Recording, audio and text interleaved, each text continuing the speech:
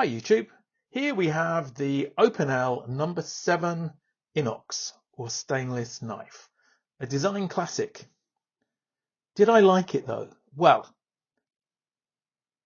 listen to the review. I'll go through the things that I liked and the things I didn't like and my overall rating at the end. This is part 2 in a 3-part series on French knives. So if you've seen part 1, that was with the TB version of a wooden handled French knife. This is part 2 with the Opinel, and in part 3 I'll put them head to head. So this is an Opinel knife and it's designed and made in France. The original design goes back to 1897 and it's a classic. It's in the Victoria and Albert Museum as one of the top 100 best designed items. It's really light.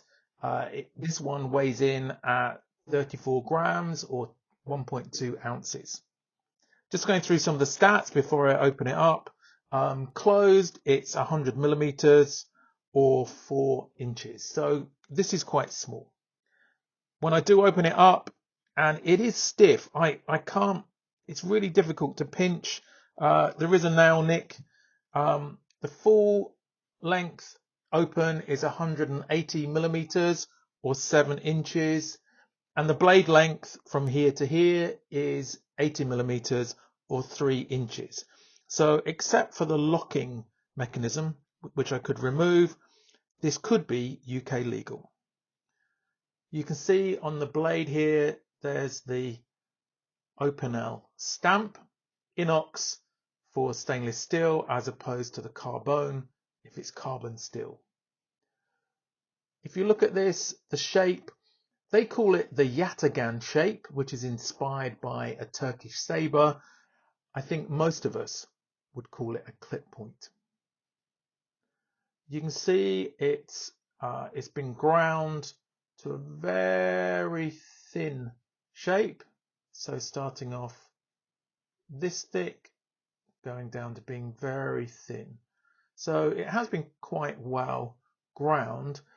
What I'm not so happy about, and I'm not sure I can show you on this, is that the actual sharpening seems to be a little bit one-sided, more on the show side, and on the back I can feel a burr. So I don't think it's been finished that well. So I'm not too happy that the QC is not good. I know it's a cheap knife.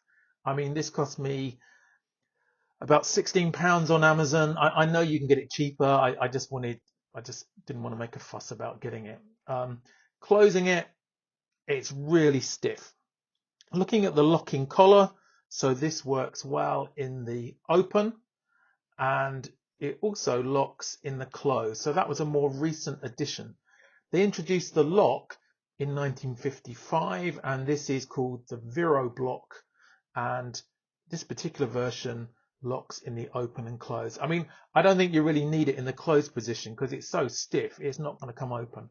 The other thing I'm not so keen on is that there's quite a sharp edge on this tang. So I can see that making a hole in my pocket if I was to carry it. Other than that, it's not bad. So holding it in my hand, it's reasonably comfortable. It's maybe just a little bit short, but I can get 4 fingers on it with a thumb behind it. I'm sure it makes a great slicer as it's pretty sharp. Checking the sharpness with a post-it note. Sorry, that was operator error. It's actually pretty sharp if I don't screw it up by doing it badly. So yeah, it's a pretty sharp knife. So it's a great slicer, great for fruit, and loads of other things. I'm sure you could use it for whittling or gardening as well.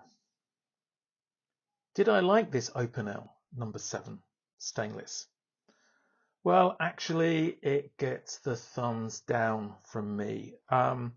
It's really stiff to open. I don't think that the build quality is good. The sharpening of the blade isn't great. There's still a burr. The fit and finish, the blade I think is bent, and it's really stiff to close. Now maybe that will open up with use, but should it have to? The lock is good, but I think that's one of the best things about it, and it's light. It's a classic, but for me, yeah, I might use it gardening. I'll probably end up giving it away to someone. It's not a UK legal carry anyway, because it's a locking knife. I could take the lock off. Anyway, a thumbs down from me. Let me know in the comments what you think about it. If you haven't already, why not subscribe? It really helps me to know that I'm making the right sort of content. I've got loads more already. Why not check out this video or this playlist? Thanks for watching. See you in the next video.